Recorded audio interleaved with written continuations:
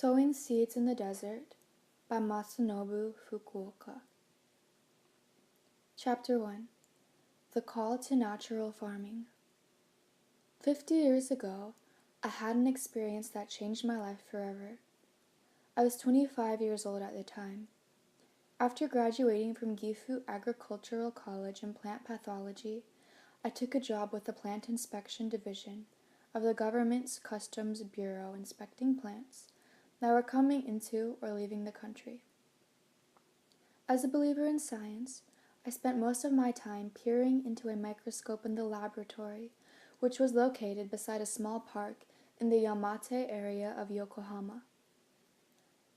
After about 3 years there, without warning, I was stricken with acute pneumonia, which brought me face to face with the fear of death. After I recovered, I began questioning the meaning of human existence. Immersed in my distress, I wandered through the hills day and night. After one full night of aimlessly wandering, I collapsed, exhausted, at the foot of a tree, on a bluff overlooking the harbor. I sat in a daze, drifting in and out of sleep as dawn approached. Suddenly, the piercing cry of a night heron awakened me as if from a dream. All the confusion, all the agony that had obsessed me disappeared with the morning mist. Something I call true nature was revealed. I had been transformed, body and soul. The first words that rose to my lips were, "There is really nothing at all." I looked around in joyful amazement. The peaceful beauty of the world became vividly apparent to me. I was overcome with emotion and reduced to trembling. I had been foolishly searching for something when it had been there right in front of me all this time. The sparkle of the morning dew, the green of the trees bathed in morning sunlight, the delightful chatter of the birds gathered in the dawn. What a wonder it was that I, too, was able to take my place in this realm of freedom, this world of ecstasy. I saw nature directly. It was pure and radiant, what I imagined heaven to be.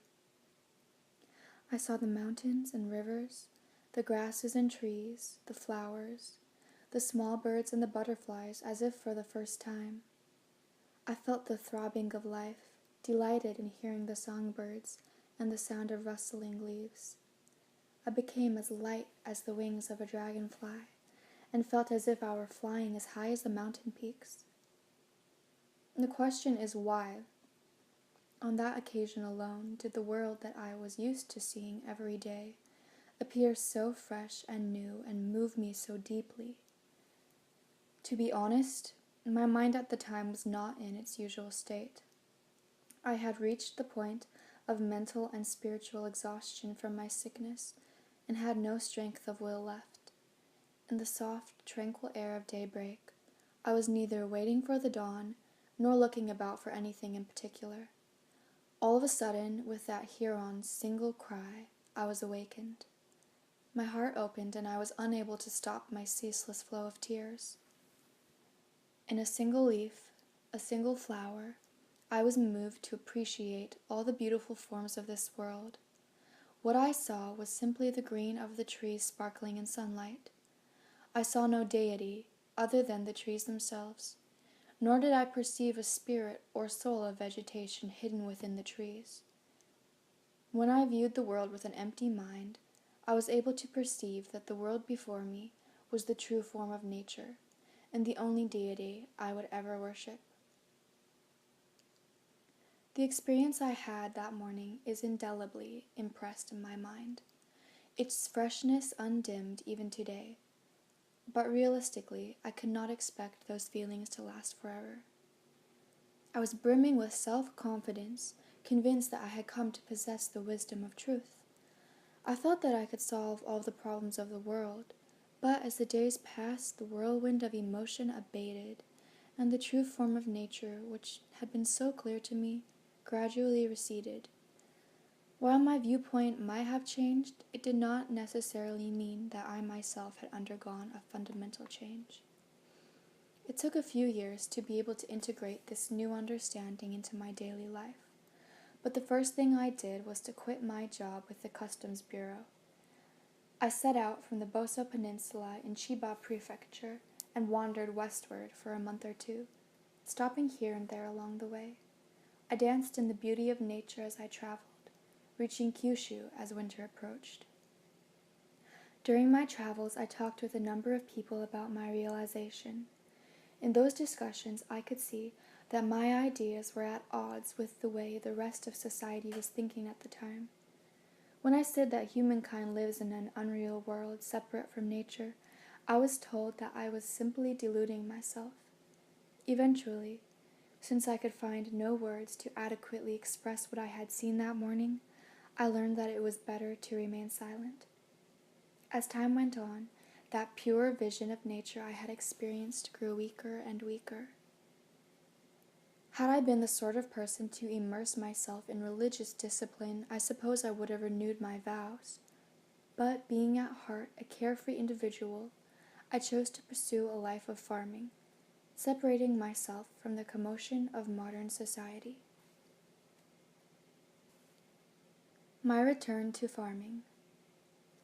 After spending some time living in a lakeshore hut outside the town of Beppu, I returned to my parents' farm in Ehime Prefecture on Shikoku Island. It was the spring of 1938. I began living alone in a hut in the citrus orchard and decided to start a natural farm to express what I had seen that morning in physical form. Most importantly, I wanted to demonstrate how my ideas could be of practical benefit to society. At first, I was not sure how to go about it, but I was resolved to making the orchard at the top of the hill into a paradise. My idea was to let nature have a free hand. At the time, the citrus trees my father planted had been carefully shaped, but because I failed to prune them, with the idea that they would revert to their natural form, the branches grew out every which way. Insects and diseases appeared, and before I knew it, I had wiped out more than 200 trees. This first experiment, simply doing nothing, was a magnificent failure. It was not natural farming, it was abandonment. But I was pleased that at least I had learned from that disaster the difference between non-intervention and taking human responsibility. My father was worried about me, but I persisted. Unfortunately, however, the tide of human history carried me in an unexpected and unwanted direction. The skies over Asia had become dark and dangerous. Soldiers were marching off to war, and the drumbeat grew louder and louder. My surroundings lost their serenity. It was no longer possible to turn my back on the world and live alone and carefree in my hillside hut. My father, who was mayor of the village at the time, urged me to find work somewhere, anywhere, even at an agricultural experiment station. It was a time when the government and the farmers were pouring all their efforts into increasing food production. So I decided, after an absence of 5 years, to return to work for the government as a plant pathologist. I obeyed my father's wishes and left the farm. Here is something I scribbled in my hut at that time. Wishing to cultivate the earth, I cultivate understanding. In vain I wield my hoe and sharpen my sickle. The earth languishes, grasses and trees wither. Gazing at heaven and earth and heaving a long sigh, I am filled with despair. When will the Garden of Eden bloom again? That small hermitage, Musoan, commemorates the birthplace of natural farming. But there is no trace of it left today. That simple, mud-walled hut has, over time, simply returned to the earth. Challenges during wartime. And so I spent the years of World War II at the Agricultural Experiment Station in Kochi Prefecture on Shikoku. Looking back, I was completely irresponsible while working there. Instead of concentrating on my research about blight and insect damage on plants, I argued with my coworkers, asking them to consider my ideas, denying the validity of science. Or else, under the pretense of investigating plant diseases and insect pests, I rambled through the mountainous interior of Kochi, doing my own research about nature. I had one foot in natural farming and the other in the world of science. My life was full of contradictions. As Japan's policies were leading the country into war, I deeply regretted that I could do nothing to stop it. One Sunday, 5 or 6 young soldiers from the nearby Air Force unit came to visit on their day off. I welcomed them, of course. I wanted to offer them something, but there was no food. So they just spent the entire day relaxing in my upstairs room and then went back to the base. The following morning they disappeared into the southern sky.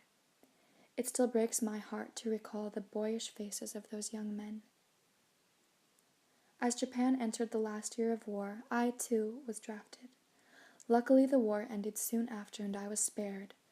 I received my discharge and gratefully returned home.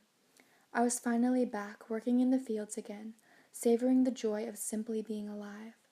I especially remember the buoyant sound of the threshing machine as I treaded it for the first time after a long absence.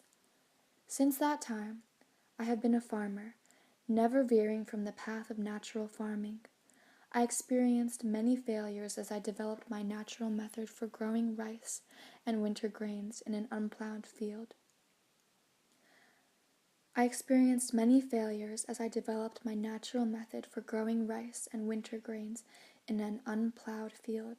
Broadcasting the seeds right onto the surface of the soil, but I persisted. I was also interested in creating a natural orchard without cultivating the land, using chemicals or doing hand weeding. Before I knew it, 40 years had passed. That is not to say I was a particularly industrious farmer. Actually, I was aiming at a do-nothing method of farming. Yes, many years have passed since the inspiration of my youth. I am a white-haired old man now. When I look back on the post-war period, it seems so long ago, and yet it seems so short. As I consider the few years that remain to me, I wonder if I have done all that I could have. The road I have taken has been a single path. The starting point of this journey, it turns out, is also its end. The true meaning of nature. I spent many years of my youth foolishly searching for something I should have been doing. Instead, I should have entrusted everything to the flowers blooming in the meadow. Even if people do nothing at all, the grasses and trees and the songbirds will live on. The poet Basho composed the haiku. Ah, how sacred, the light of the sun on young green leaves. Indeed, I can clasp my hands in reverence and kneel before the daikon flower. Even if I cannot make a poem as beautiful as Basho's, my heart is singing, oh, the whiteness of the daikon flower, the radiance, the splendor. The sad truth is that for much of my youth, I too felt estranged from nature. But now I just take a single flower in my hand and converse with it. I have finally learned that, although nature does not reach out to people directly, people can always approach nature and seek salvation that way. In ancient times, I would like to think that people must have made drawing close to nature the most important goal in their lives. Once, long ago, when I was in the mountains, I unconsciously wrote, "The mountains, rivers, grasses, and trees are all Buddha," on a piece of wood. At other times, I would suggest that God refers to the absolute truth that transcends time and space. Perhaps an even better description, I sometimes thought, was Lao Tse's term, the nameless. I was really just struggling with words. Actually, I think people would be better off without words altogether.